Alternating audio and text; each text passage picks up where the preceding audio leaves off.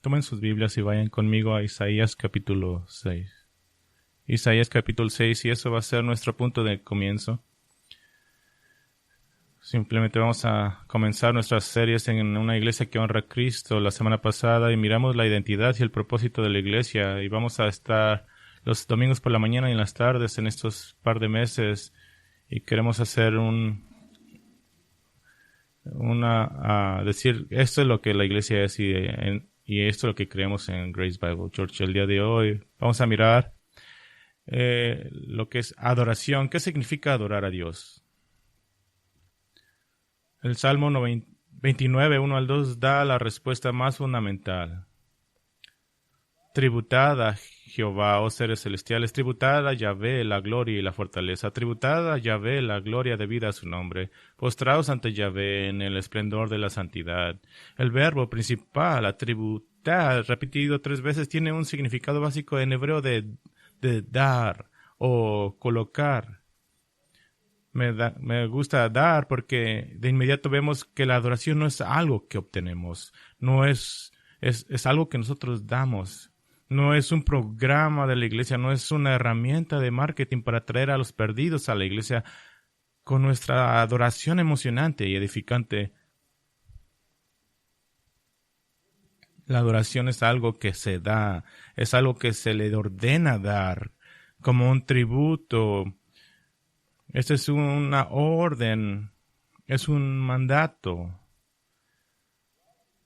Hablando en general, Romanos 12, 1 al 2 nos da una definición general. Así que, hermanos, os exhorto por la gran misericordia que Dios, que presentéis vuestro cuerpo como sacrificio vivo, santo, agradable a Dios. Y entendemos eso. Pero me gustaría reducir el enfoque, ya que tengo un mensaje. ¿Qué es nuestra adoración como cuerpo o en conjunto? ¿Qué es lo que estamos haciendo ahora? Y déjeme darle una definición muy simple. Es el pueblo redimido de Dios congregándose para responder a Dios. Eso es todo. Es el pueblo redimido de Dios congregándose para responder a Dios. Y esta reunión es para desprendernos, es para tener una fundación del temor de Dios. La adoración se trata de la gloria de Dios y de que Dios reciba lo que le es debido. Y creo que en la iglesia evangélica moderna a menudo se ha perdido el concepto del temor de Dios, y esto se basa, creo, en un malentendido de los efectos del evangelio. Alguien podría decir, bueno, yo ya no tengo que temer a Dios desde que soy cristiano ahora. Es cierto que la salvación del cristiano ya no es un problema. La ira de Dios contra tu pecado ha sido satisfecha en la cruz, pero esto no significa de alguna manera que estés en pie como un igual con Dios y que no le tengas temor, o que tu adoración a Él sea ahora una reunión casual con tu camarada Jesús. De hecho, la Biblia define a un fraudulento espiritual, un incrédulo, en Romanos 3:18, como alguien en quien no hay temor de Dios delante de sus ojos. Un incrédulo no tiene temor de Dios, si lo puedo poner de esta manera. La única gente que realmente teme a Dios son los cristianos.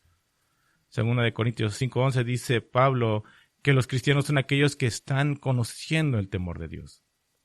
Así que simplemente para caminar esta mañana, quiero leer de Isaías 6, 1 al 8. El año de la muerte del rey Usías vi a Adonai sentado sobre un trono alto y sublime, y sus faldones llenaban la casa. Por encima de él había serafines, cada uno tenía 6 alas, con 2 cubrían sus rostros, con 2 cubrían sus pies, y con 2 alas se cernían. Y alternándose clamaban, Santo, Santo, Yahvé Sabaoth. La tierra está llena de su gloria. Y los umbrales de las puertas temblaban al clamor de su voz, y la casa estaba llena de humo. Entonces dije,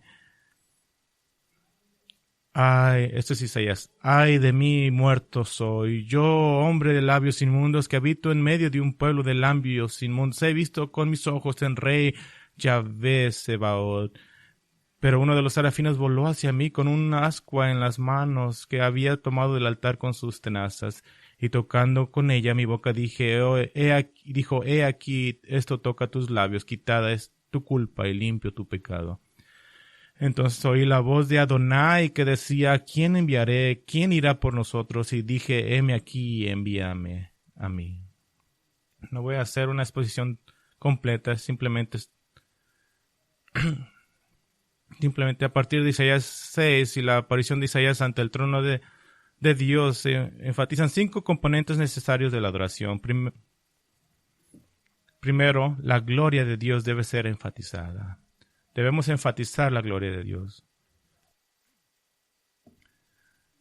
El servicio de adoración glorificó a Dios o se ensalzó la humanidad. ¿Fue el pastor famoso el centro de la atención? ¿La experiencia emocional acaso? ¿Fuese acaso la meta? ¿O fue la gloria de Dios? Segunda componente, la soberanía de Dios debe ser enfatizada. Debes enfatizar la soberanía de Dios. Isaías vio a Dios en su trono en alto y levantado en el año en que murió el rey Usaías. Eso significa que era un tiempo de gran incertidumbre. Isaías fue rey y de repente murió. Dios está enfatizando que solo Él es soberano y solo Él debe ser el objeto de confianza. El tercer componente de la adoración, la santidad de Dios debe ser enfatizada. La santidad de Dios debe ser enfatizada. Isaías observó a los serafines, a los ardientes, en continuo canto. Santo, santo, santo es Yahvé de los ejércitos. Un cuarto componente que debe ser presente en la adoración, sentir el pecado y saborear el perdón. Debemos ponerlos juntos, sentir el pecado y saborear el perdón. Isaías clamó que era un pecador, pero que Dios lo había perdonado. Nuestra adoración debe tener un recordatorio de nuestro pecado y el alivio del perdón a través del Evangelio. Y un quinto componente que también debe estar en la adoración es el sermón. El sermón. El teólogo Sinclair Ferguson escribe de este texto: después de la alabanza, la adoración y confesión de la santidad de Dios y del pecado humano que Isaías ha escuchado y compartido, y la palabra de absolución que ha escuchado con todo el alivio a la conciencia que trae, ahora viene el sermón, ahora Dios habla. Y en el versículo 8 dice, entonces oí la voz de Adonai que decía. Así que esas son componentes fundacionales que deben estar presentes en la adoración. La adoración corporativa es central para la reunión de la iglesia, es la reunión de la iglesia. Y simplemente en caso de que no estás seguro de que quieres ir a la reunión, la adoración corporativa. Tuve una anciana que vino a mí y estaba enojada. Tenía como 4 metros, pero estaba enojada y era intimidante. Y me dijo, la iglesia no es una corporación. Y le dije, está bien. La adoración corporal es que todos estamos juntos. Es latín para cuerpo. Cuando digo adoración corporal es esto. No, la iglesia no es una corporación. Estoy de acuerdo, pero no, creo que nunca entendió lo que traté de decir, pero es la reunión de la iglesia. Y para tratar de partir este tema en pedazos pequeños, voy a hacer y responder 12 preguntas cruciales, tal vez 11, tal vez más, no lo sé, pero cerca de 12 preguntas cruciales sobre la adoración corporativa en la iglesia. La primera pregunta, ¿te ha influido la cultura? ¿Te ha influido la cultura? Es una pregunta para responderte a ti mismo, pero aquí hay algunos pensamientos o frases que tal vez hayas tenido, incluso aún defiendes hoy. Por ejemplo, primero tenemos la adoración y luego el sermón, decían. Esto refleja un mito cultural de que la música es adoración. La música no es adoración, es un modo de adoración, es un método de adoración. ¿Qué tal esta otra? No me gusta la adoración anticuada. No me gusta la adoración anticuada. Esto refleja varias mentiras culturales. Primero, que lo más nuevo siempre es mejor. Y segundo lugar, la adoración debe enfocarse en mis preferencias. Y tercero, que la adoración tiene un estilo que va cambiando según los caprichos culturales. También otro pensamiento o frase que tal vez has escuchado: no me gustan los himnos. No me gustan los himnos. Esta es probablemente la misma categoría que no me gusta la adoración anticuada. Pero me gustaría señalar que a la iglesia se le ordena cantar himnos, versículos doctrinales que enseñan verdades específicas. Efesios 5:19. ¿Sabe lo que amo? Que nuestra iglesia canta de un himnario y los himnarios casi se han desaparecido de las iglesias evangélicas y gracias a Darren y a nuestra teología los trajimos de nuevo. Amo que tenemos niños tan jóvenes que van a iglesias sin himnos y dicen, ¿dónde están los himnos? Así debería de ser. Debemos de cantar himnos. ¿Qué tal esta frase? Una gran adoración es producto de una gran banda de música en la iglesia. Produce es una palabra clave ahí. Qué desalentador es para una iglesia pequeña que apenas tienen una persona para tocar. No tienen el dinero para traer una producción. Puedes ver esta influencia en los innumerables sitios web de las iglesias que muestran fotos de archivos de la llamada adoraciones y siempre es lo mismo. Es una banda de moda en un escenario lleno de humo y luces y gente en un ambiente similar al de un concierto saltando con las manos al aire. Se parece más a un concierto de una estrella pop. Lo que me da risa es que esa iglesia representa solamente 30 personas. En cambio, una gran adoración es algo que traes tú a Dios. Así que, ¿ha sido tu adoración afectada por la cultura? Es una pregunta que debes de hacerte a ti mismo.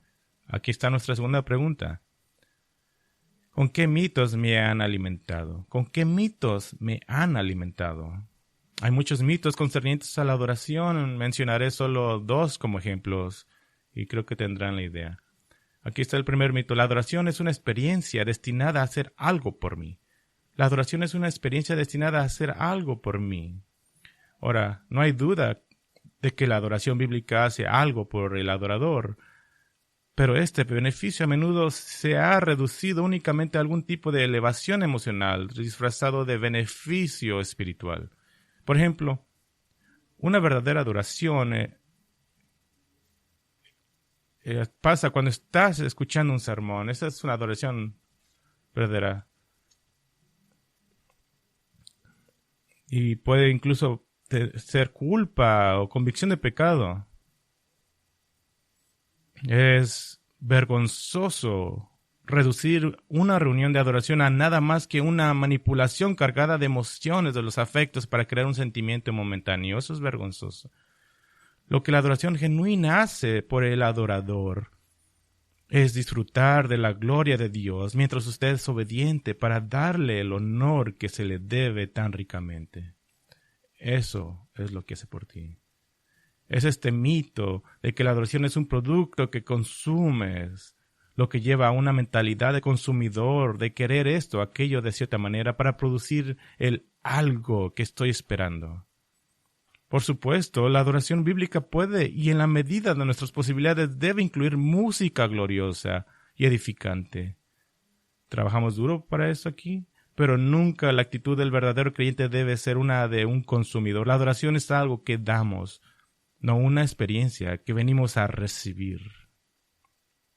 Aquí está un segundo mito, simplemente un ejemplo.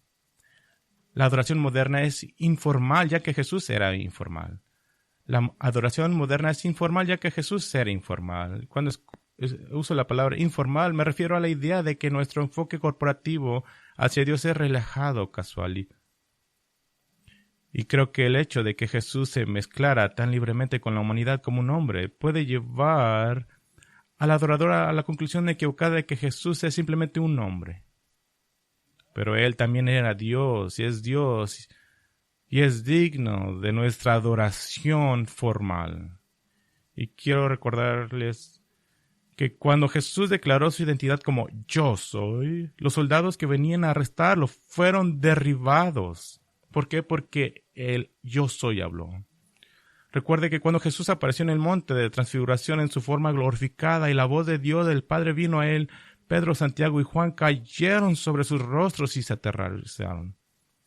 Mateo 17 lo dice, y recuerde que la visión que Juan tenía de Jesús resucitado y ascendido en Apocalipsis hizo que cayera a los pies de Jesús como un, dice ahí, hombre muerto.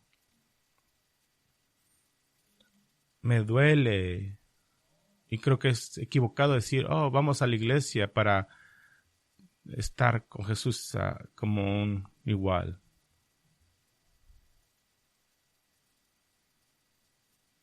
Hay a lo largo de las Escrituras, de Génesis a Apocalipsis, una formalidad para acercarse al Dios Santo. Es un error creer que el nuevo pacto de alguna manera ha erradicado ese elemento de adoración del corazón. No estoy hablando de opciones de manifestaciones externas de adoración formal, sino que las manifestaciones externas son el resultado de la actitud del corazón de un humilde acercamiento formal al Dios Todopoderoso.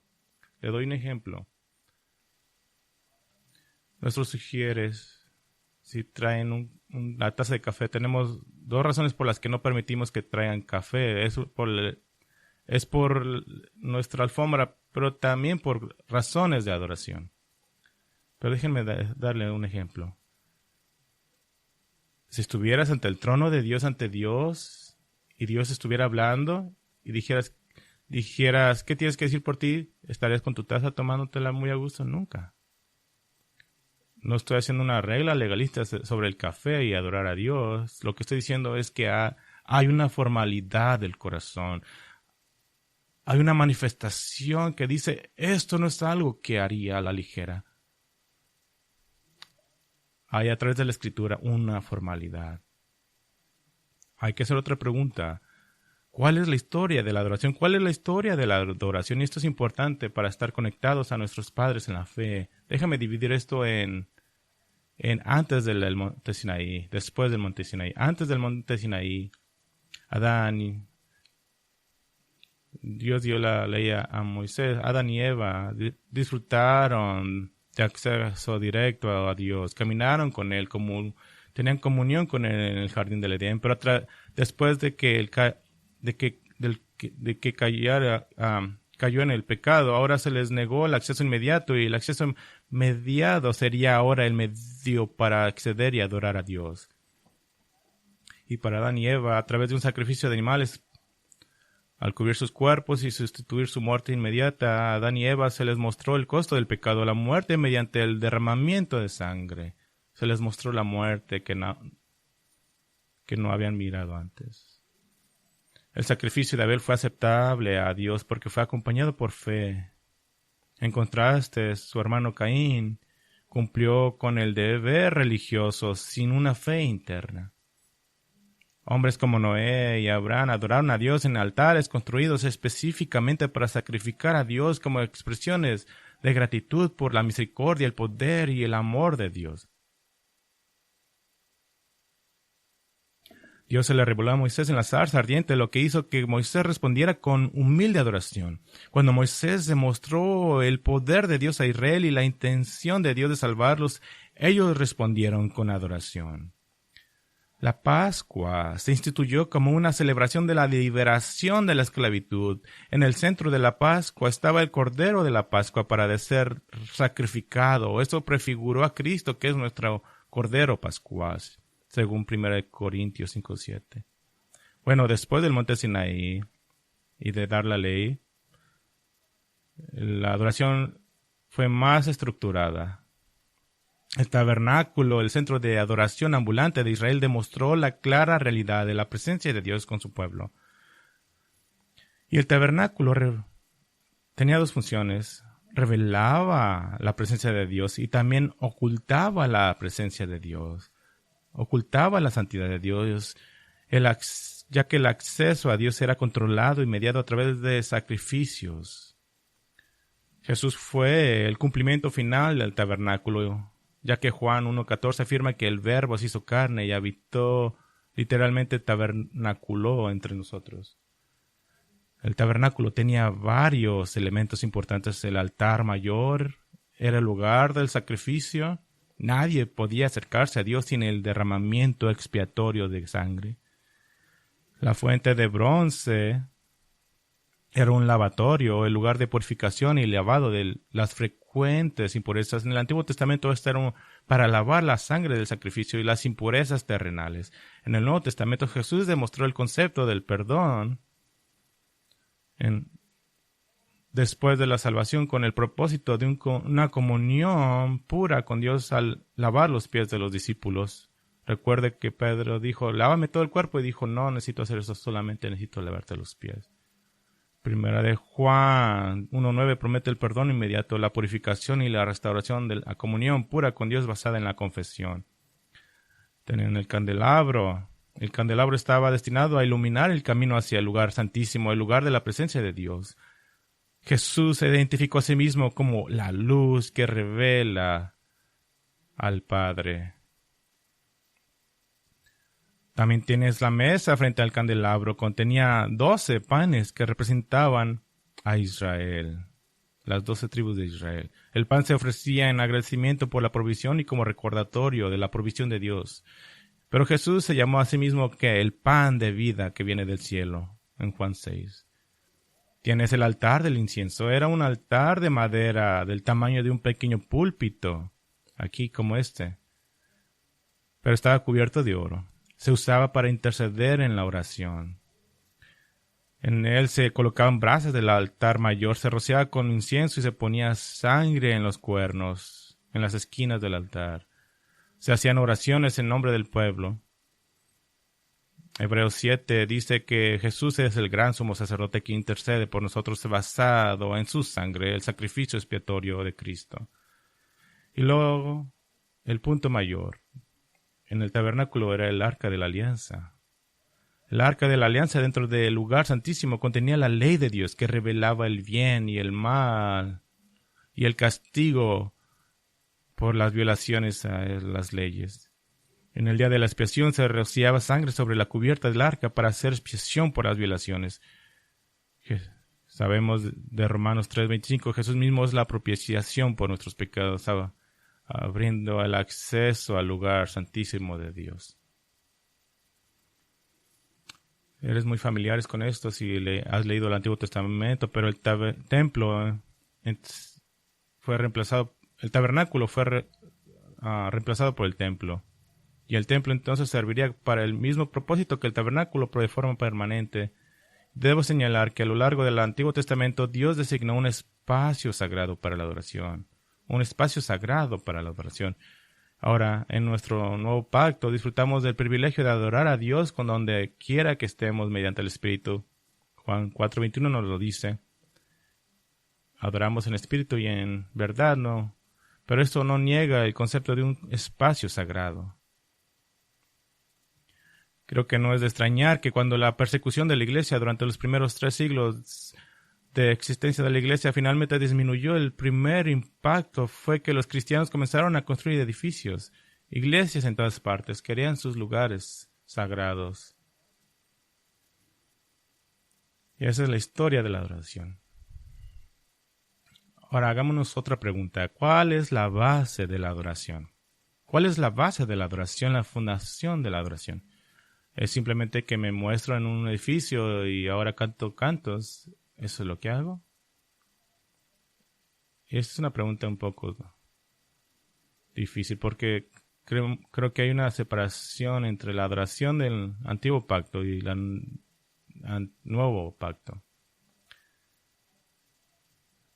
Creo que la adoración en el antiguo pacto a veces se mira sangrienta y oscura, pero en el nuevo pacto se mira como libre, fácil. Pero el hecho es que la base para adorar a Dios en todos los pactos siempre es la misma.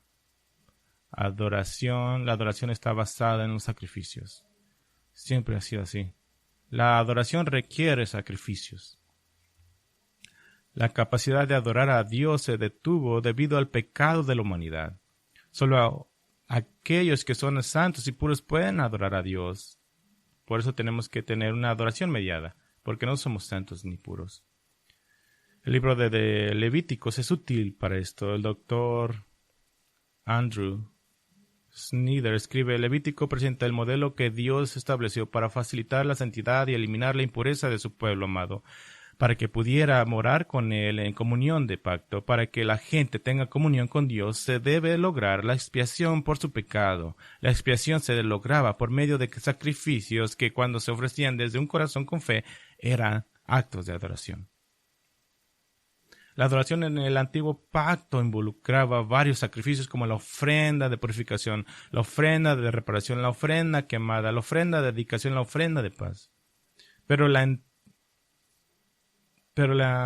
entrega de posesiones físicas también eran parte vital de la adoración. 1/10 parte de todas las ganancias del año se darían 2 veces al año, y 1/10 parte adicional en los años tercero y sexto del ciclo de 7 años para alimentar a los pobres. Esto representaba un promedio de 23.5% de tus ganancias que tienen que ser traídas. Así que alguien dice, yo creo en el diezmo, está bien, trae tu 23.5%. Oh, espera, eso no es el diezmo que yo creo. Entonces se atragantan. Los sacrificios de animales ocurrían 3 veces al año. Y más pecados significan más animales.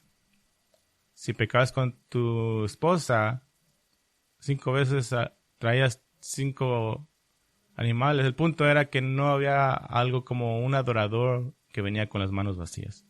Nadie lo hacía. Para el cristiano del nuevo pacto, la adoración todavía se basa en el sacrificio. No es gratis.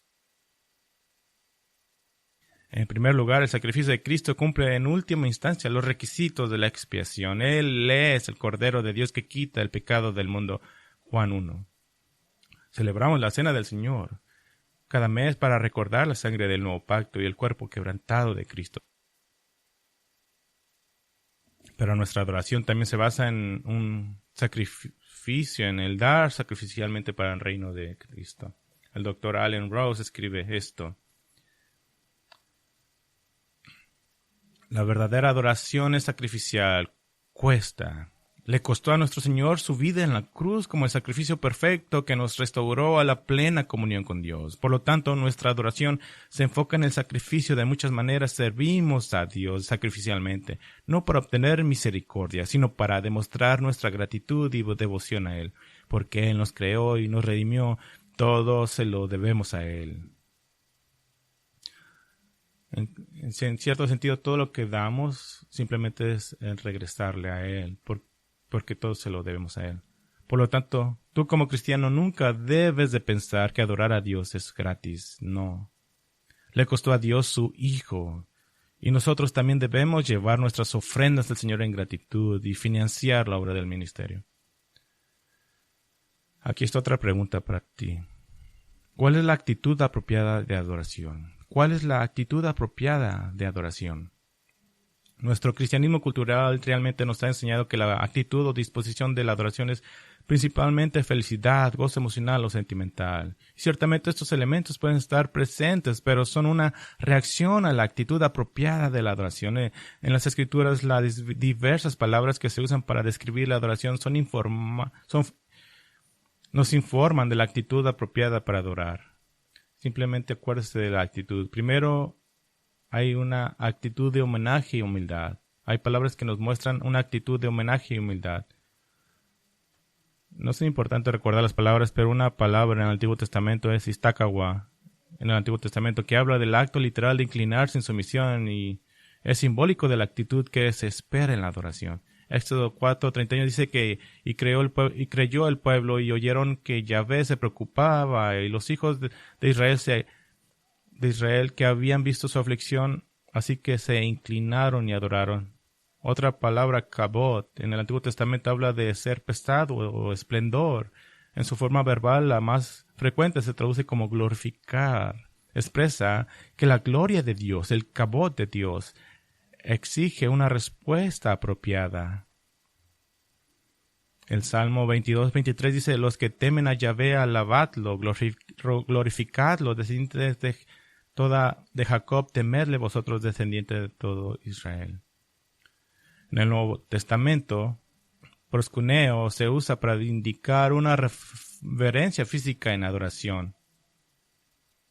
Es indicativo de la actitud apropiada del corazón para la adoración.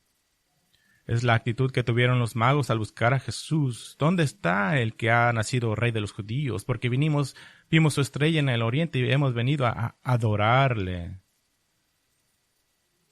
Del mismo modo, pipto se usa en el Nuevo Testamento para hablar de caer ante alguien. A menudo, aquí es algo interesante, a menudo se usa con proscuneo. Por ejemplo, Apocalipsis 4:10 dice que los 24 ancianos se postraron, pipto, delante de aquel que está sentado en el trono y adoraron, proscuneo, a él que vive por los siglos de los siglos. Así que es una actitud de humildad, de humillación. Hay una segunda actitud, una actitud de servicio a Dios, una actitud de servicio a Dios. En el Nuevo Testamento la palabra letruo significa servir, pero a menudo se traduce como adoración. Fue utilizado por los escritores griegos para referirse a las obligaciones de un esclavo para con su amo. Jesús le dijo a Satanás en Mateo 4:10, «Vete, Satanás, porque escrito está, adorarás, proscuneo, al Señor tu Dios y servirás letruo solamente a Él». Letruo es lo que Pablo usa en su llamado universal a la adoración en Romanos 12:1, cuando ofrecemos nuestros cuerpos como sacrificios vivos como un acto de adoración. Decimos nuestro servicio de adoración, pero es redundante porque puedes cambiar servicio y adoración, es lo mismo. Y una tercera actitud, una actitud de reverencia y asombro. Reverencia y asombro. En el Nuevo Testamento, sebomai se usa para indicar respeto, reverencia y una expresión de asombro. Es una forma de mostrar temor de Dios. Y por favor no digan, yo no tengo que temer a Dios, solamente tengo que reverenciar a Dios. En griego esas dos palabras son intercambiables. Tememos a Dios. Así que la adoración apropiada de adoración es de homenaje y humildad combinados con el servicio a Dios con reverencia y asombro. Esta es su actitud. ¿El caso no es diferente de la atmósfera de fiesta que a menudo se intenta generar en el entorno de las iglesias locales? Ahora, absolutamente, nuestra adoración corporativa puede generar una emoción maravillosa y espectacular, pero esta no es la meta de la adoración. El objetivo es devolver a Dios nuestra humildad, nuestro homenaje, nuestro servicio, nuestra reverencia, nuestro asombro por Él. Quiero llevar recalcar este punto para que no se olviden.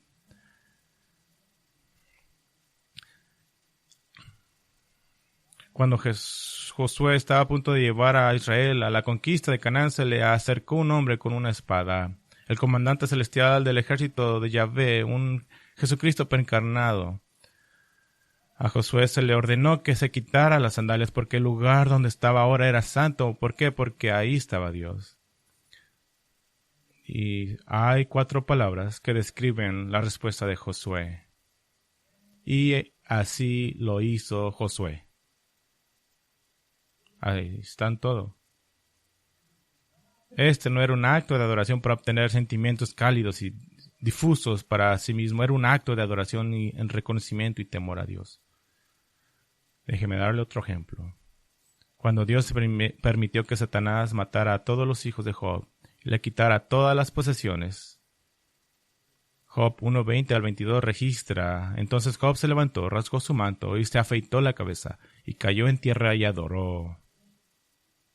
Y él dijo: Desnudo salí del vientre de mi madre, y desnudo volveré allí. Jehová Dios y Jehová dio y Jehová quitó. Bendito sea el nombre de Jehová.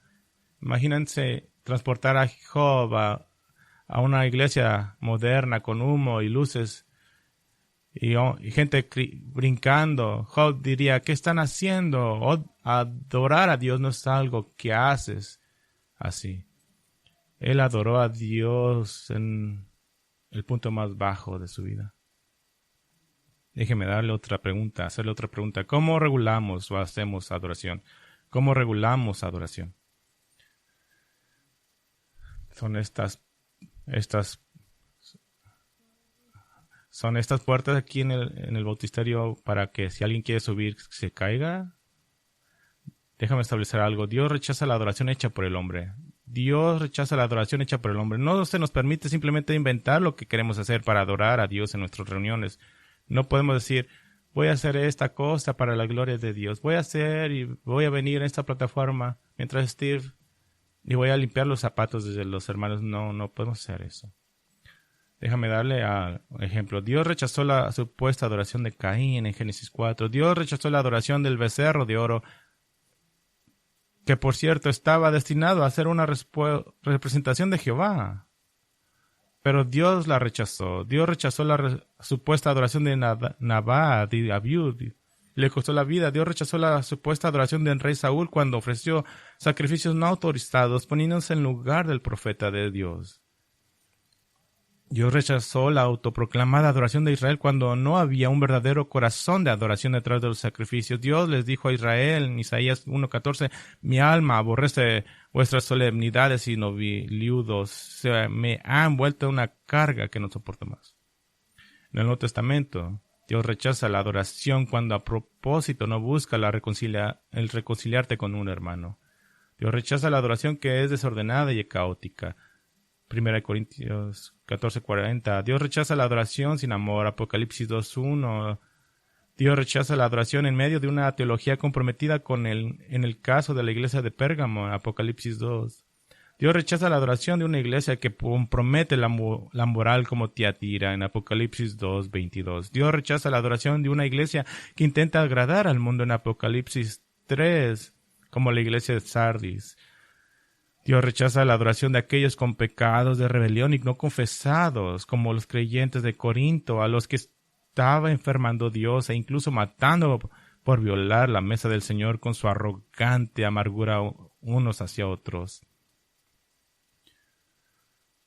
Esta es la razón por la que la precursora de la adoración es la confesión del pecado, por el bien de la comunión con Dios. Por lo tanto, practicamos lo que los teólogos han llegado a llamar el principio regulativo. El principio regulativo en la adoración. Que nos esforzamos por adorar a Dios de la manera en que Él ha decretado. El principio regulativo fue formulado y definido por un grupo de reformadores ingleses. En su intento de reformar la Iglesia, negaron que el culto público debiera incluir elementos hechos por el hombre, particularmente los elementos místicos asociados con el catolicismo romano. En este grupo, un hombre llamado John Hooper, que nació en 1495, fue un miembro que habló abiertamente, porque había sido un monje católico. Pero llegó a la fe genuina en Cristo durante el reinado de Enrique VIII. Fue a Zurich, Suiza, para estudiar la Biblia, y regresó a Inglaterra en 1549 durante el reinado del rey Eduardo.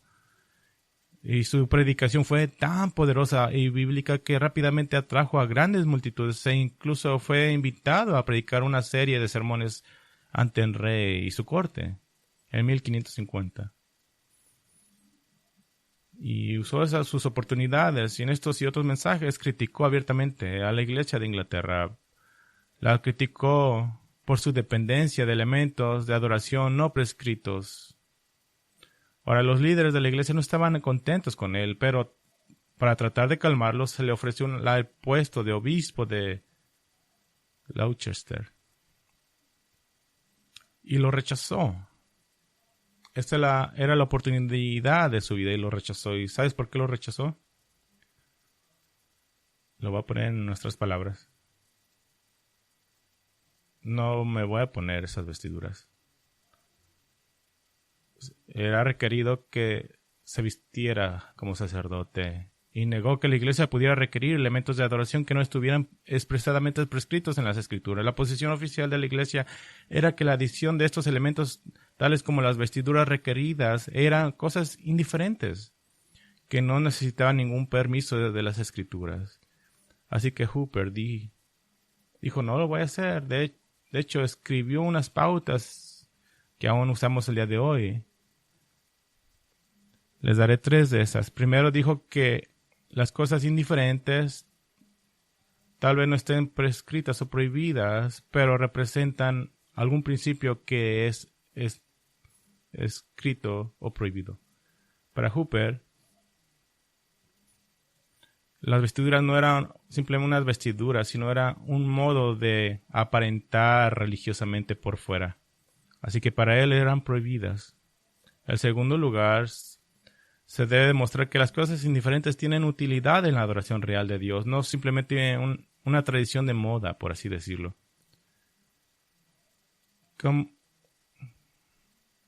¿Cómo es de que llegamos a tener hombres vestidos de blanco con incienso en las iglesias?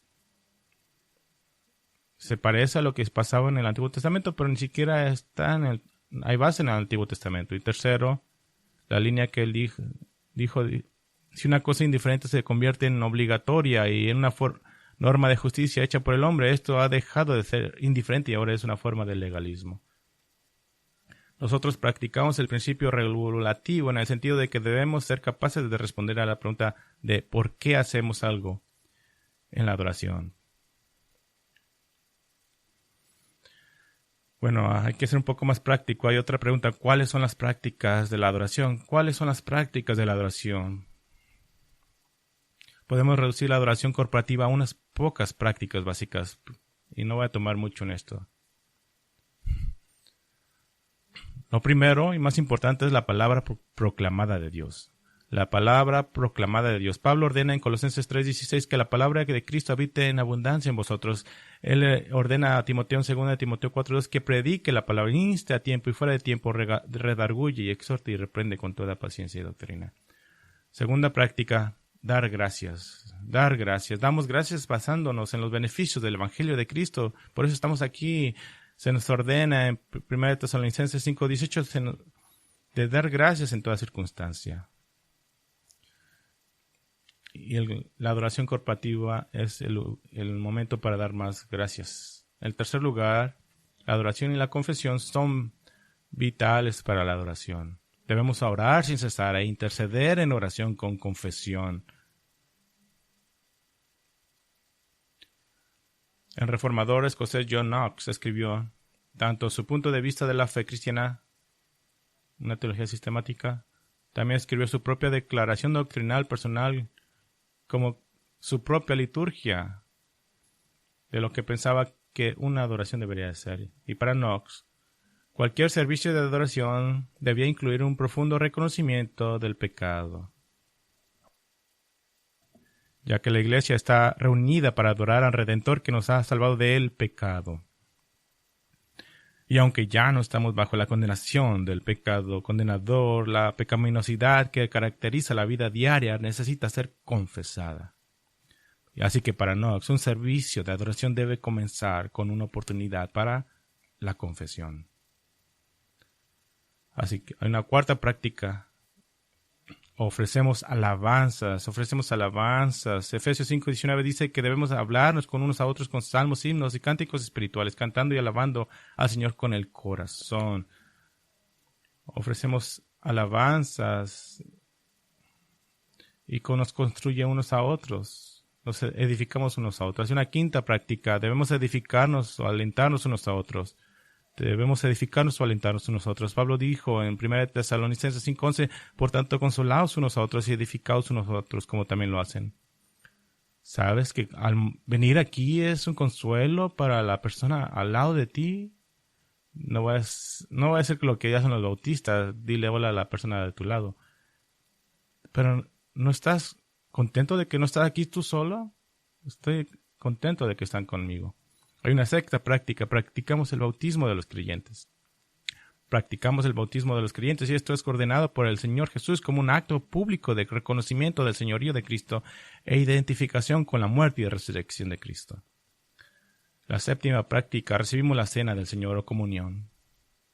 Esto lo hacemos para recordar la sangre y el cuerpo quebrantado de Cristo y lo hacemos hasta que Él regrese. Y la octava práctica, damos al Señor como un acto de obediencia para compartir el sacrificio de adoración. 2 Corintios 9:7 nos instruye a dar alegremente, pero asume que todos los cristianos dan. Aquí hay otra pregunta, y no voy a tardar mucho en esta, pero es una pregunta cultural. Y creo que puedes responder a esta pregunta debido a la teología que hemos construido. Pero aquí está la pregunta, ¿quién es el líder de adoración? ¿Quién es el líder en la adoración? Me estremezco cuando alguien me hace la pregunta, ¿quién es tu líder de adoración? O peor aún, esto lo tomo como un insulto para Darren, ¿quién es tu joven de la música? ¿Quién es tu joven de la música? En primer lugar, traiciona una definición errónea de la adoración como en el tiempo de la música. Pero en segundo lugar, revela una falta de prioridad en el hecho de que la adoración es la naturaleza teológica. Tu adoración está moldeada por el grado en que usted entiende a Dios, por tu conocimiento del Dios Padre, del Dios el Hijo, del Dios Espíritu Santo. Entre menos conoces a Dios, menos adoras. Entre más conoces, más adoras. Por lo tanto, el joven de la música no es el líder de la adoración. Los líderes de la adoración en la iglesia son los ancianos. Los ancianos, ellos son los que marcan el tono y las prioridades de adoración. Yo prefiero el término pastor del ministerio de música, porque es un papel pastoral de principio a fin. El pastor del ministerio de música es el guardián de la música, la cual es teológicamente precisa y musicalmente edificante y estética. Aquí hay otra pregunta. ¿Quién puede adorar realmente? ¿Quién puede adorar realmente? Aquí es donde se me levantan las cejas. Juan Calvino, el gran teólogo y reformador del siglo XVI, estaba muy interesado en la importancia del culto público y corporativo, lo que él llamaba la vida externa de la iglesia. Había por lo menos 3 razones para su alta prioridad en la adoración corporativa. En primer lugar, Pablo da una fuerte instrucción concerniente a la adoración colectiva en 1 Corintios, incluso afirmando que su conducta en sus reuniones había llevado a algunos a la enfermedad y a la muerte a manos de Dios. En segundo lugar, afirmó que aunque la adoración ha de ser en espíritu y en verdad, hay una manifestación externa. Hay lo que él llamó un carácter externo inalienable. Y tercera razón es que la adoración corporativa incluye la función de enseñar a la iglesia. No solo, dice un teólogo, no solo lo que predicamos, sino también lo que decimos, oramos, cantamos y hacemos cuando nos reunimos, enseña al pueblo del Señor. Descuidarla o ser indiferente a ella es invitar a la ignorancia teológica y a la confusión. La doctrina se hace visible en el culto público. ¿Entendiste eso? La doctrina se hace visible en el culto público. Así que, ¿cómo se refleja la doctrina en la adoración? Bueno, Juan Calvino encontró 2 factores en el corazón de la adoración genuina. Primero, el modo de adoración. Lo que son los elementos y prácticas reales del culto público. Y segundo, es la fuente de la salvación. La fuente de la salvación que es reflejada en la adoración. Para la segunda, en general, estamos de acuerdo. Si Dios es la única fuente de salvación, entonces Dios recibe la mayor gloria y crédito, ¿verdad? Si por el otro lado la humanidad se define como poseedora de un completo libre albedrío para elegir a Dios, entonces lógicamente la adoración se degrada en un asunto centrado en el hombre. Pero ¿qué pasa con el modo de adoración? Esos elementos que hacemos juntos en la adoración. Otra vez el teólogo Gary Williams hace estas observaciones. A veces seguimos demasiado de cerca la cultura informal de nuestros días y terminamos siendo frívolos y tontos en el culto público. Nos preocupamos tanto por el alcance que pensamos que el criterio principal para la adoración pública del Dios vivo es que sea tan accesible a alguien que realmente no adora al Dios vivo. ¿Entendieron eso? Y continúa preguntando, ¿debería el incrédulo realmente sentirse cómodo de pie en medio de un grupo de personas cuya mera existencia y cuyas mismas palabras son una condenación de sus ídolos? Es un hecho teológico que el incrédulo no puede adorar a Dios. No puede. Porque la adoración se basa en la expiación. Ahora, esto ciertamente no significa que seamos crueles o poco acogedores con los perdidos. Queremos que escuchen el Evangelio, pero no están adorando con nosotros. Están en el mismo cuarto con los que están adorando a Dios. Eso nos lleva a una pregunta razonable. ¿Es la adoración evangelística? ¿Es acaso la adoración evangelística? Esta es la parte que quiero que estén conmigo. La respuesta corta es que la verdadera adoración es evangelística. La verdadera adoración es evangelística. La adoración que está diseñada para hacer que los incrédulos se sientan incluidos, desprovistos del mensaje del pecado y de la necesidad del perdón, no es verdadera adoración. Aquí está la ironía. La adoración que está diseñada para el incrédulo es en virtud de esto, no realmente una adoración cristiana. En 1 Corintios 14:20, Pablo indica que la adoración pública, particularmente la palabra proclamada de Dios, estaba destinada a tener un profundo impacto en el incrédulo. De hecho, era de tan profunda que Pablo dice que los ocultos de sus corazones se haga manifiesto y así, postrándose sobre el rostro, adore ahora a Dios. Agregué la palabra ahora porque esto habla de un tiempo de salvación. El incrédulo viene, escucha el sermón, escucha los himnos y se da cuenta de que toda la maldad de su corazón ha sido expuesta y que está desnudo ante Dios. Y viene en fe en Cristo y cae en su rostro y adora como un adorador ahora de Dios. Esto no es un incrédulo participando en la adoración simplemente porque se siente bien, es un indicativo de que ha sido salvo. ¿Es la adoración evangelística? Bueno, Columba lo creía. Columba fue un irlandés nacido en el año 521 después de Cristo. Era un misionero que dedicaría su vida primero a los irlandeses y luego a los escoceses. Ministró en Escocia casi exactamente 1000 años antes que el gran John Knox. Fue el primer misionero en cruzar las montañas Grampian, una de las 3 principales cadenas montañosas de Escocia, subiendo a más de 4,400 pies. Subió como si fuera la Grapevine aquí, para hablarle a la gente que nunca había escuchado el Evangelio. Llegó a las tierras altas del noreste de Escocia y básicamente vio a la totalidad de esos pueblos convertidos a Cristo. Ahora, esta noche mencionaré la tremenda devoción de Columbus en las Escrituras, pero traigo a Columbus a su atención porque él creía que el ministerio del Evangelio necesariamente debe ir acompañado de una visión elevada de la adoración musical.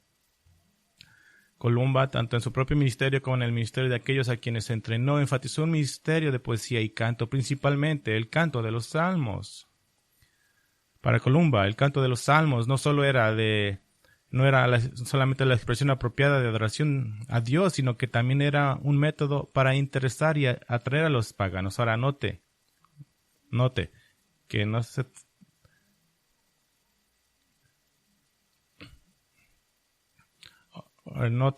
no se trata de conformar los cantos a la música oscura e impío de los druidas.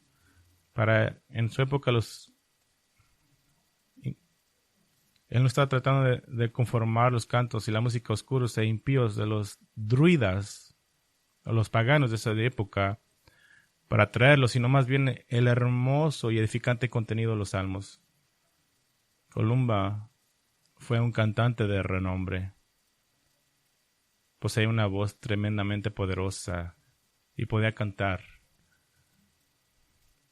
Una voz que se podía escuchar desde grandes distancias.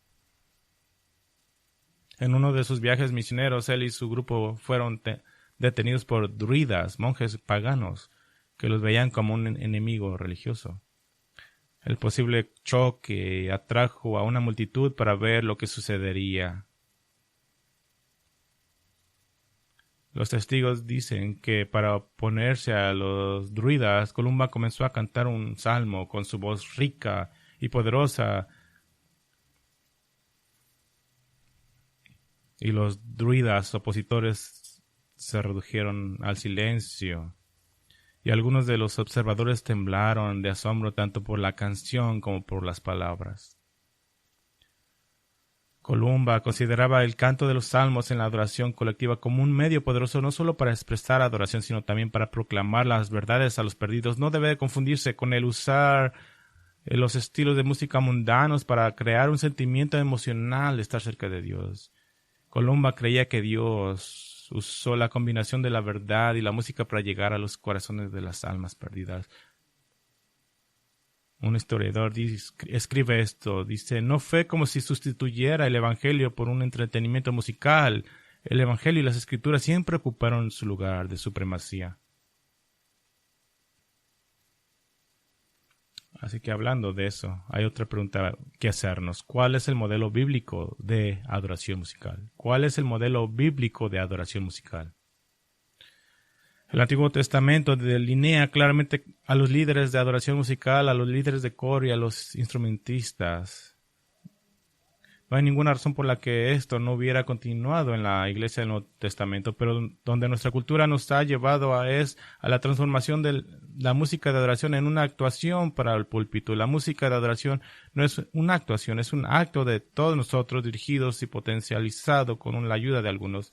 El movimiento del buscador sensible, que comenzó hace 50 años y ahora se considera la norma para la iglesia evangélica, reemplazó a los adoradores involucrados con pocos artistas. En muchas iglesias no se pueden escuchar unos a otros cantando, lo que en realidad viola el mandamiento de cantarse unos a otros de Efesios 5. Los de los instrumentos se comportan más como estrellas de pop que como humildes líderes. Innumerables cantantes de pop han atestiguado: empecé actuando. ¿En dónde? En la iglesia. Nos encanta la música especial y los himnos de nuestro coro, pero en esencia estos se hacen para ayudar a nuestra adoración, no para ser musicalmente impresionantes o para resaltar a las personas por su propio bien. Nuestra cultura ha hecho que parezca normal que algunas personas se suban a la plataforma y comiencen a tener una experiencia emocional personal frente a todos. A veces como si acabaran de descubrir una hernia o estuvieran probando qué tan bien funciona su desodorante. Me fascina cómo pueden caminar como si nada y de repente se transforman. Están siendo falsos, ¿entienden eso? Son unos falsos. No. Estamos adorando juntos. Pastor Darren, una de las formas de lo que lo atraje aquí, estábamos en una clase de teología juntos, ahí lo conocí, y en mi mente dije: a él me lo voy a llevar conmigo. ¿Recuerdas el video que miramos de una iglesia adorando? Y la banda estaba atrás y todos estaban mirando hacia el frente. No podíamos hacer eso porque estarían en el balcón, pero nunca me olvidé de eso. Nosotros estamos reunidos para darle a Dios la gloria, no un acto aquí. La buena adoración de la música requiere un liderazgo competente, no estrellas de música que llamen la atención sobre sí mismas y que solo están esperando un gran contrato discográfico. Así que las implicaciones de este modelo son importantes. La música debe ser cantable. La música debe ser cantable cuando tienes un líder de música cantando cantos que ni siquiera puedes alcanzar. La música, los líderes musicales no son solistas que cantan de maneras que nadie puede seguirlos. La música debe ser edificante por naturaleza, una buena combinación para la teología de las letras. La música debe ser interactiva y todos deben participar la mayor parte del tiempo, ya sea en voz o al escuchar y observar las verdades presentadas. Tengo una verdad más. ¿Cómo pongo en práctica estos conocimientos? ¿Cómo pongo en práctica estos conocimientos? Deje de darle 5 formas.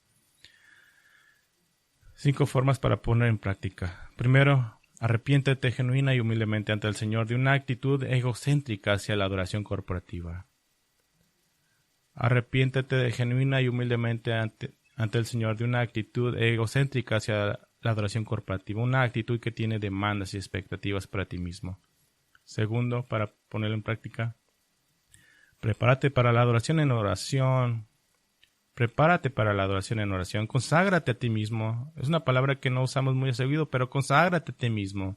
En lugar de quedarte el sábado por la noche despierto hasta las 3 de la mañana y viniendo a la iglesia medio muerto, prepara a tu familia para la adoración. Hay una tercera forma para ponerlo en práctica. Confiesa el pecado y lleva al Señor un sentido de peso y reverencia. Confiesa tu pecado y lleva al Señor un sentido de peso y reverencia. Nosotros damos 1 minuto para confesar tu pecado. No cuentes en eso. Llega con tus pecados confesados ante el Señor. Hay una cuarta práctica. Haz tu parte para contribuir a la actitud y atmósfera apropiada de la adoración. Haz tu parte para contribuir a la actitud y atmósfera apropiada de la adoración. Modela el enfoque. Modela la participación.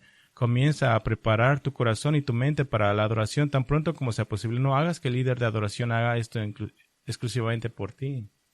Y hay una forma más para ponerlo en práctica. Da el paso de fe de construir tu vida en torno a la adoración en lugar de adorar en torno a tu vida.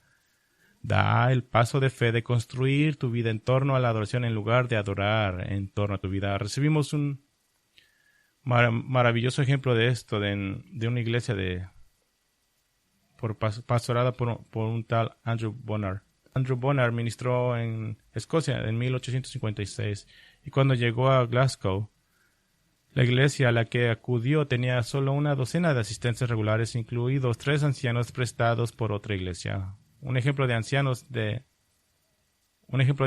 externos que fueron a ayudar a la pequeña iglesia a tener éxito. Así que nuestros pequeños grupos son más grandes que ellos. El área en la que se encontraba era un área sin iglesias. Y en sus propias palabras decía que tenía que sacar a la gente pecadora de los callejones. Comenzó en Glasgow a la edad de 45 y ministró durante 36 años hasta los 81. La congregación continuó creciendo y en parte Bonar atribuyó esto a los robustos días del Señor que practicaba la iglesia. Ahora tengan esto en mente. Los que estaban en esta iglesia no tenían un horario de 8 horas de lunes a viernes. Las familias trabajaban largas horas desde el amanecer hasta el anochecer y sin embargo este era el día de adoración del Señor. Los domingos comenzaban a las 10:30 a.m. Comenzaron a las 10:30 porque la gente tenía que caminar hasta 2 horas para llegar a la iglesia. Con una reunión de adoración por parte de los ancianos. Luego habían 2 servicios de adoración, uno en la mañana y uno en la tarde, con una reunión de oración en medio.